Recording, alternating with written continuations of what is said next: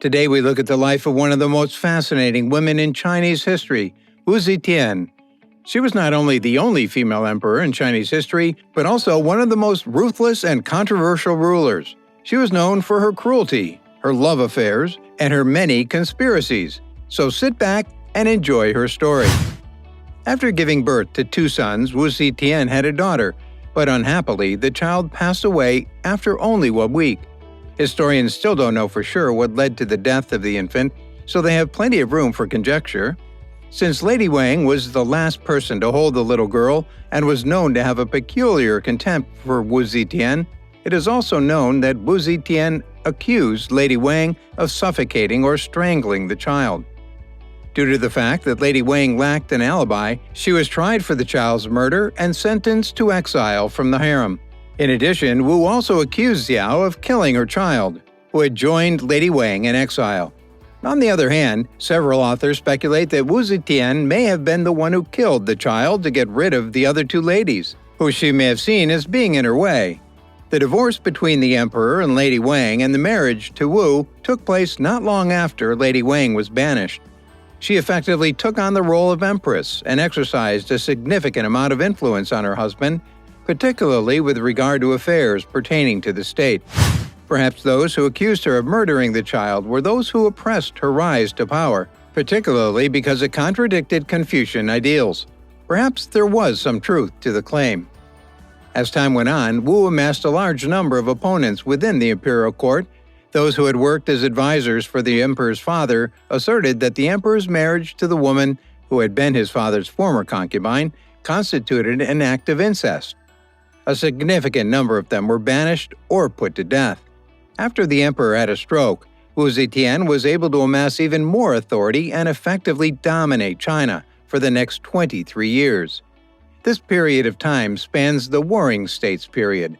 As soon as she assumed the role of empress, one of the first things she did was issue an order directing that the hands and feet of Lady Wang and Xiao be severed before the 2 of them were drowned in a vat of wine. However, there were still some individuals who stood in her path, most notably her sons. One of them, the crown prince, was believed to have been poisoned after he had challenged Zetian. Another one of them was sentenced to exile, where he was placed under the obligation to take his own life. Li Hong was crowned emperor after the death of her husband. However, Zetian did not approve of how much he prioritized his own goals over those of the empire and not doing what she wished. Treason was charged against them by Zetian, and he too was exiled. Her youngest son was eventually crowned emperor, but because he was imprisoned in his home, Wu was the one who made all of his decisions for him before she coerced him into abdicating the throne. After her youngest son abdicated his position as Emperor of China, Zetian became the country's first and only female ruler in its entire history. She paid informants to come to the court and provide reports of anything that they knew, as well as working through a network of spies and secret police to get the information she needed. If she wanted to get rid of someone, she could do so because she possessed the resources to acquire incriminating evidence against that person, as well as the required power to have that person exiled or executed. Any scheme devised against her was immediately discovered, and those who acted as her spies were handsomely rewarded for their services. Nobody would have the nerve to try to stop her. Zetian's demise was as spectacular as her rise. Toward the end of her 23-year reign, the last 15 years of which as empress, Zetian succumbed to the excesses that also fatalized so many other rulers before and after her time. She took on a harem of male concubines, and 2 brothers, the Zhang brothers, particularly caught her eye and were her favorites. According to historian Mike Dash, in her 70s, Zetian began to pay increasing attention to the Zhang brothers, 2 former boy singers. The nature of the Zhang brothers' intimate relationship with her imperial mistress has never been precisely determined. It is said that the empress valued one brother for his face as beautiful as a lotus flower and the other brother for his talents in the bedroom.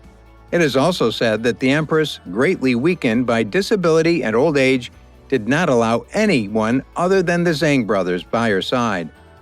In point of fact, Her obsession with the two young guys was what raised the ire of the officials working in the court, who saw that she was shirking her abilities as an employee of the state. According to one version of events, the officials of the court got so enraged that they launched an assault on the palace, beheaded the Zhang brothers, and took control of the government.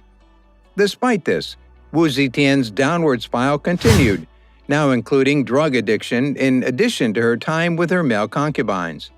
Her paranoia worsened to the point where she believed that everybody who opposed her should be exiled, imprisoned, or put to death. Eventually, her son Zhongzong was required to be recalled from his exile in order for him to assume the role of emperor.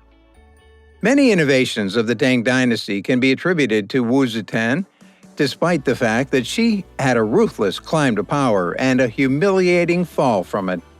She was instrumental in the expansion of military control over the region, which was a key factor in the consolidation of the territory into a single governable state. Exams for the civil service were made mandatory, and individuals who possessed the required competencies were given the opportunity to advance in their careers. In addition, taxes and spending on the military were cut, but the incomes of those who were seen to deserve them were increased. In addition, pensions were provided to retirees, and the area that had been used for royal purposes around the palace was turned into agricultural land. Whether or not she was responsible for the death of her daughter, there is a lot that can be said about the only female emperor of China. So guys, let me know your thoughts down in the comment section below. For more interesting content, give this video a thumbs up, and don't forget to subscribe to the channel for more awesome content. Have a nice day, and I'll see you in the next video.